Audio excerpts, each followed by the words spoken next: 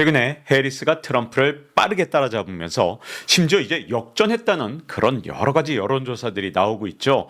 이대로 픽죽지세로 밀어붙이면 트럼프를 이길 수도 있을 것 같은데, 그런데 해리스가 대선에 승리해서 정말 대통령이 되기까지는 아직 5개의 장애물을 넘어서야 됩니다.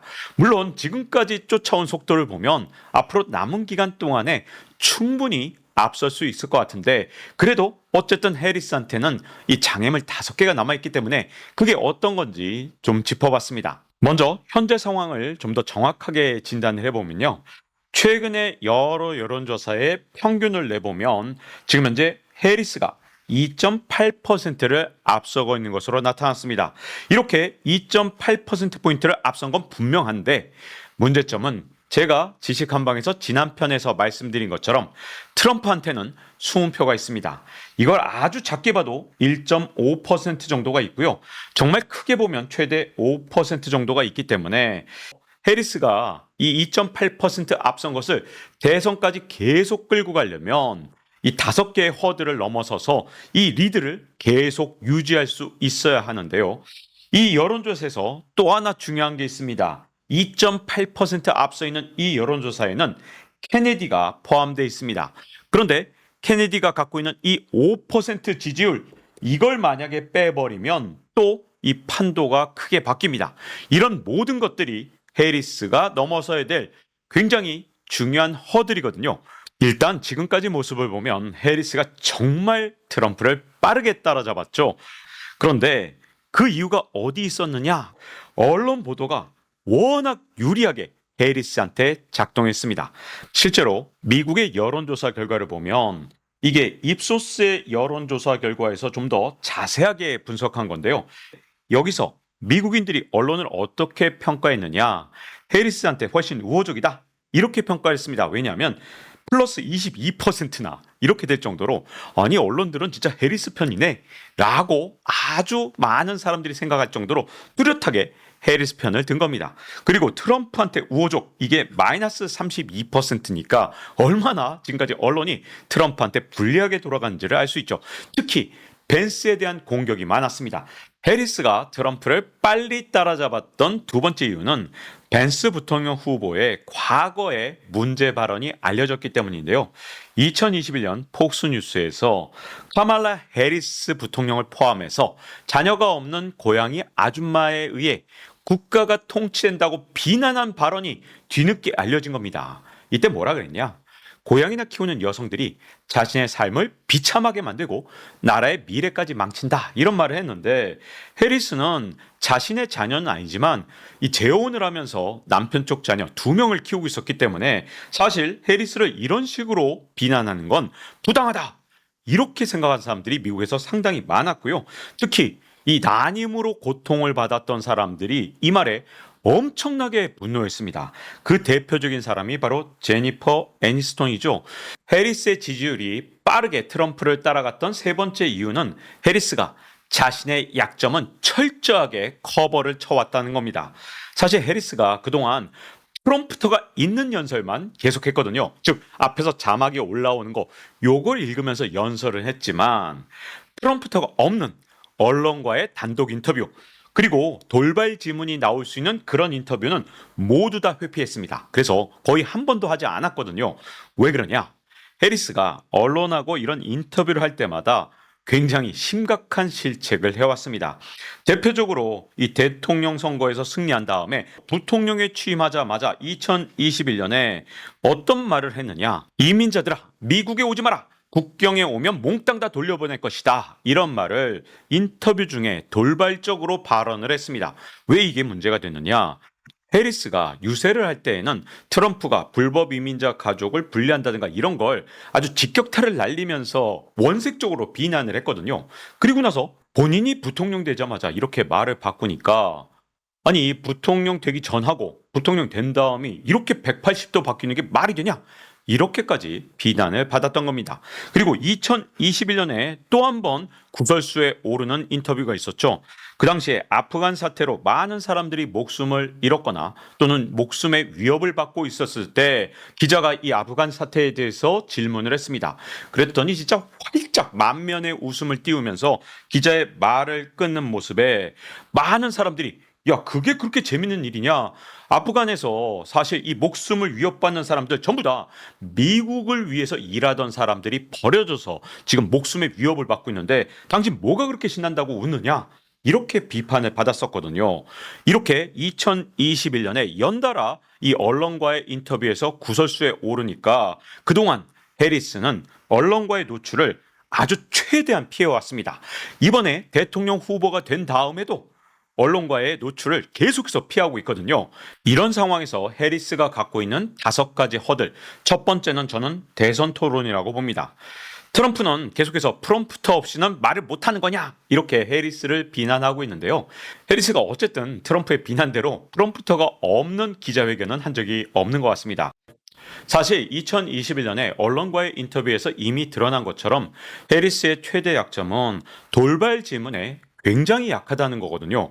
특히 이 대선 토론에서 만약에 맞상대를 트럼프랑 하게 되면 의외의 질문이나 아니면 트럼프가 일부러 자극하는 이런 자극적인 질문에 과연 잘 대처할 수 있겠느냐. 이게 해리스의 앞으로 가장 큰 도전 과제 중에 하나입니다. 여기까지 보면 대선 토론이 해리스한테 약점으로 작동할 것 같지만 해리스한테도 아주 강력한 강점이 있죠. 전형적인 공격형 파이터가 바로 해리스입니다. 일단 상대편의 약점을 파고 들어가면서 진짜 이걸 공격하는 능력, 그 능력은 굉장히 뛰어납니다.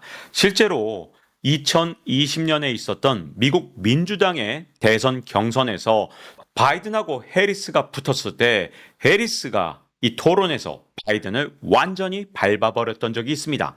그 덕분에 해리스의 지지율이 갑자기 치솟아 오르면서 유력한 대선 후보로 떠오르기도 했거든요.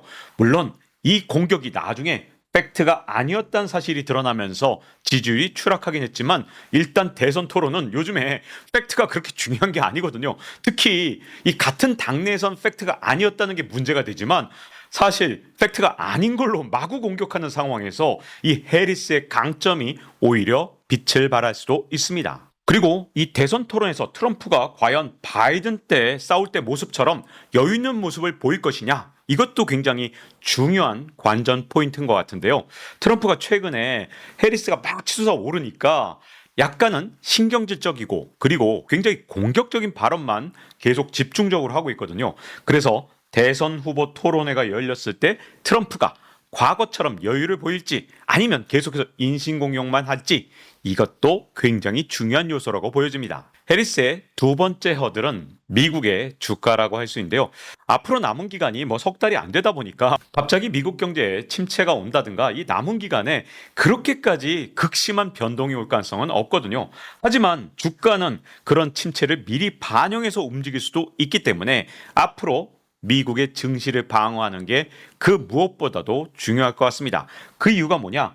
입소스의 최근 여론조사 결과 이게 해리스가 플러스 2%포인트 해리스가 앞섰던 여론조사 결과거든요. 그런데 이런 여론조사에서도 트럼프가 해리스보다 나을 것이라고 사람들이 생각하는 게 뭐냐?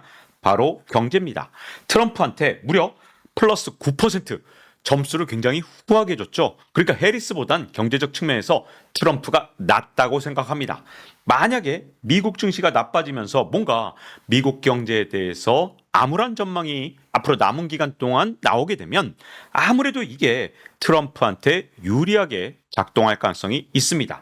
그리고 이민도 트럼프 쪽이 플러스 17%로 트럼프가 좀 더 잘할 것이라고 생각하기 때문에 이민이나 경제 쪽에서 문제가 발생하지 않도록 계속 막아내는 게 굉장히 중요하다고 봅니다. 근데 저는 옐런이라는 사람이 워낙 대단해서 이 해리스한테 상당히 유리할 거라고 보는데요. 옐런이 딴 건 몰라도 이 증시를 부양하고 그리고 경기를 일시적으로 골디락스처럼 보이게 만드는 이런 능력이 굉장히 뛰어나다고 보여집니다. 특히 여러분 실업률 같은 거는요. 얼마든지 미국 정부가 올렸다 내렸다 할 수 있거든요. 왜 그러냐? 정부가 굉장히 중요한 고용의 주체입니다. 그래서 실업률을 낮추고 싶으면 정부에서 고용을 좀 늘리면 되고요. 실업률을 좀 올리고 싶으면 낮추면 됩니다. 근데 왜 지금까지 0점 조절에 실패했냐? 사실 옐런은 실업률이 좀 올라간 것처럼 이렇게 좀 포장을 해서 금리 인하를 7월이나 9월로 앞당기려다가 제가 보기엔 0점 조절에 실패해서 잠깐 실업률이 4.3%로 나왔던 것 같은데 옐런은 앞으로 남은 기간 동안 미국의 실업률이 이 골디락스에 있게 하려고 굉장히 노력을 할 겁니다. 실업률이 너무 떨어지면 물가가 다시 튈 거라는 걱정도 생기고 그리고 금리를 인하하는 폭이 작거나 아니면 금리 인하를 대선 전에 못할 수도 있거든요.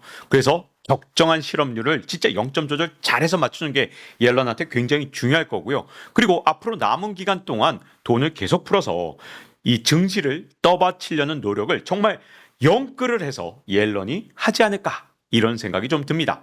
다만 이 국제 질서의 변화, 예를 들어서 러시아 우크라이나 전쟁이 어떻게 됐지, 또 이란 이스라엘의 관계가 어떻게 됐지, 이런 것들이 앞으로 남은 변수로 굉장히 증시에 큰 영향을 미칠 수 있기 때문에 미국의 외교적 노력도 이 주가를 떠받치는데 굉장히 중요한 요소가 될 것으로 보여집니다. 세 번째 허들은 로버트 케네디 주니어입니다.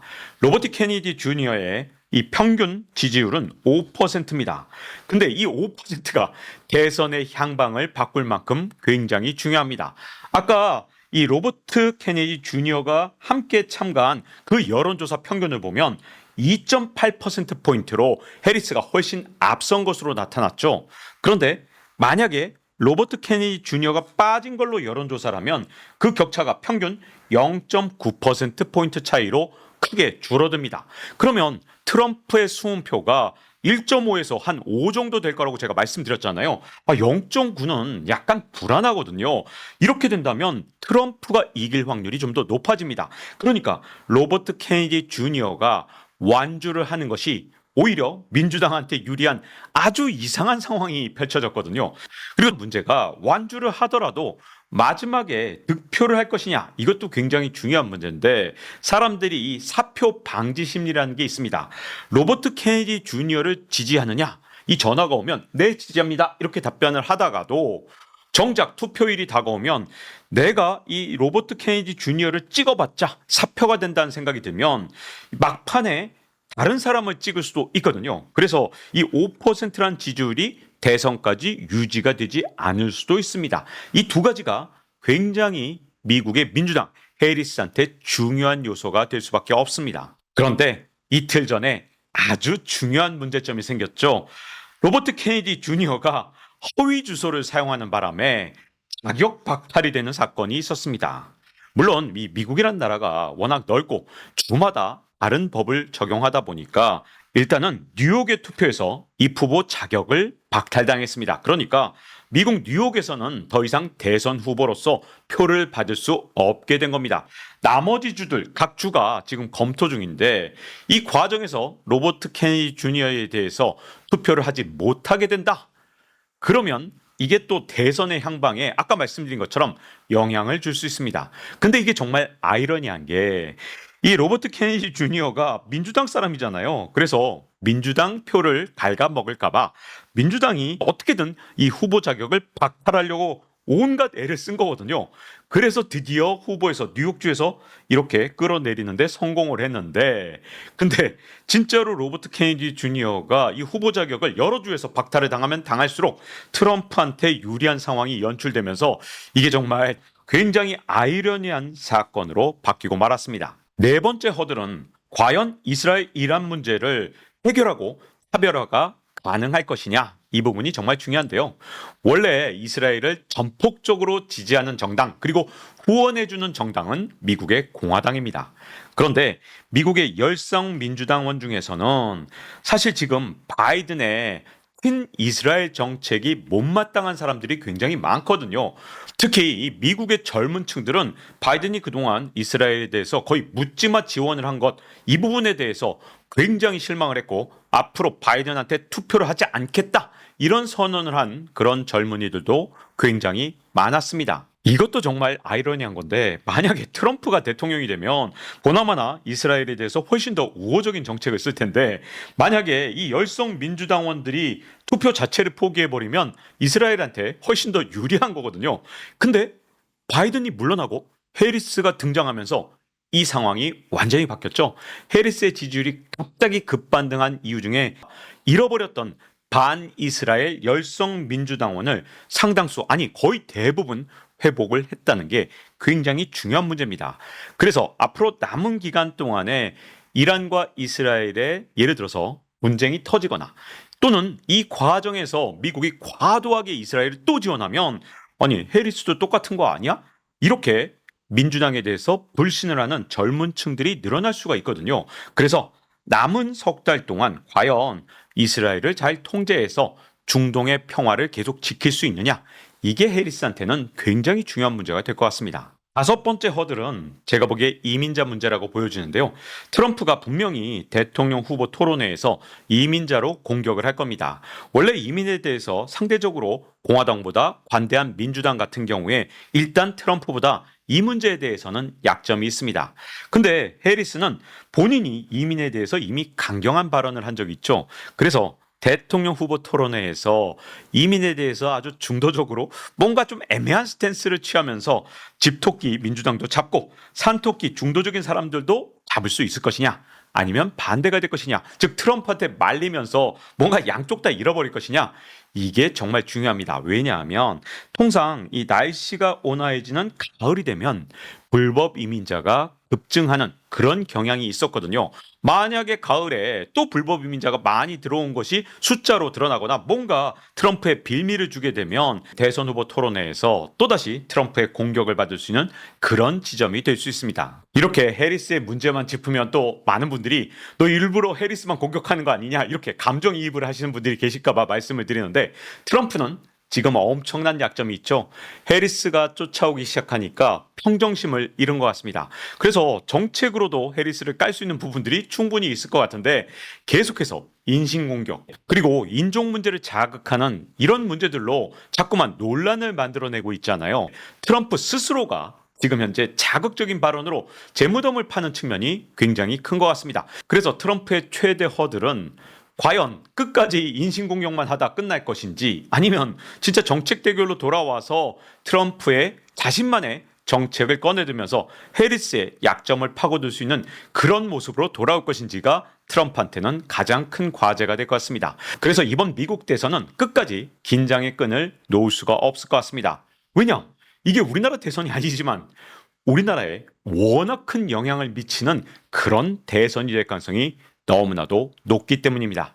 자, 이제 박종훈의 지식 한방 마칠 시간이 됐습니다. 저는 언제나 이번 대선에 대해서 최대한 객관적으로 분석할 수 있도록 노력하겠습니다. 다음 시간에 뵙겠습니다.